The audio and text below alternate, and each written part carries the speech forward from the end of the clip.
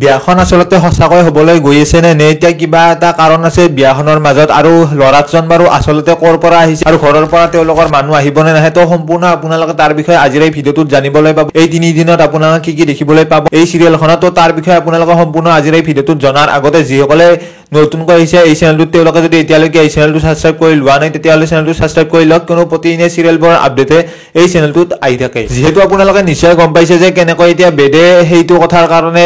মানা কৰিছিল অৰ্থাৎ যিটো কাম বিভানৰ লগত লগ হৈ অনুভূতিয়ে কৰিছিল আৰু সেইটো কাম কৰাৰ কাৰণে বেদৰ খং উঠিছিল আৰু বেদে ডাইৰেক্ট কৈ দিছিল এটা কথা ভনিয়াকৰ বিয়াও এতিয়া ধুমধামেৰে পাতিব আৰু ভনিয়াকৰ বিয়াৰ কাৰণে যেহেতু এতিয়া বহুত মানুহ মাতিছে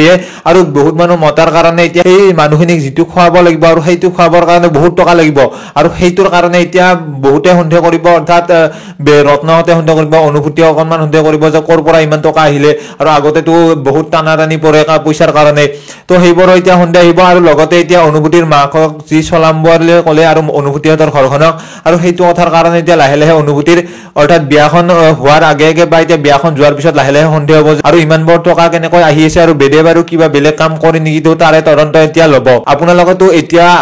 এদিন বা দুদিনৰ ভিতৰত আপোনালোকে এইটো দেখিবলৈ পাব অৰ্থাৎ বেদৰ ভনিয়াকৰ বিয়া আৰু বেদৰ ভনিয়াকৰ বিয়া আপোনালোকে দেখা পোৱাৰ লগে লগে হয়তো বেদৰ যেতিয়া ভনিয়াকৰ বিয়া যাব দুটা কাৰণত আপোনালোকে গম পাব দুটা হ'ব পাৰে এটা হৈছে বেদে যদি ডাইৰেক্ট কৈ দিয়ে সেই কথাখিনি কি কৰি আছে বা এতিয়া অনুভূতিয়ে যে ধৰা পেলাই তেতিয়াতো বাচি গ'ল কিন্তু এতিয়া পুলিচে যদি ধৰে তেতিয়াহ'লে হয়তো বেদৰ জেল হৈ যাব শেষ সময়ত আৰু বিন্দুৰ যিহেতু বিয়া আৰু সেইবাবে হয়তো ল'ৰা ঘৰৰ পৰা কোন আহিব আৰু ল'ৰা ঘৰৰ মানুহ কোন আছে যেহেতু এতিয়া সেই ল'ৰাজনে ঠিক কৰিবলৈ আহিছে বিন্দুৰ লগত বিয়া আৰু এতিয়া বিয়াখনো বাৰু অকলে কৰিব নেকি তো সেইবোৰ আপোনালোকে এই 3 দিনৰ খণ্ডত আপোনালোকে দেখিবলৈ পাব আৰু বিভানৰ মাকে যেহেতু অনুভূতি আৰু বেদক লগ পাইছিল আৰু অনুভূতিক বেয়া ব্যৱহাৰ কৰাৰ কাৰণে বেদে যেহেতু সকলোবোৰ কথা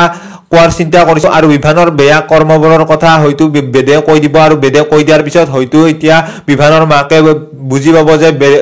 বেদ আৰু অনুভূতিহঁতে দি বেয়া নহয় আসলতে বিভানে দি বেয়া আৰু বিভানে দি তেনেকুৱা কামবোৰ কৰি আছে আৰু বিন্দুৰ লগতে সেইবোৰ এতিয়া বিভানে লগ হৈ কৰিছে সেইবোৰৰ কথা এতিয়া কোৱাৰ পিছত হয়তো বিভানক যাই ঘৰত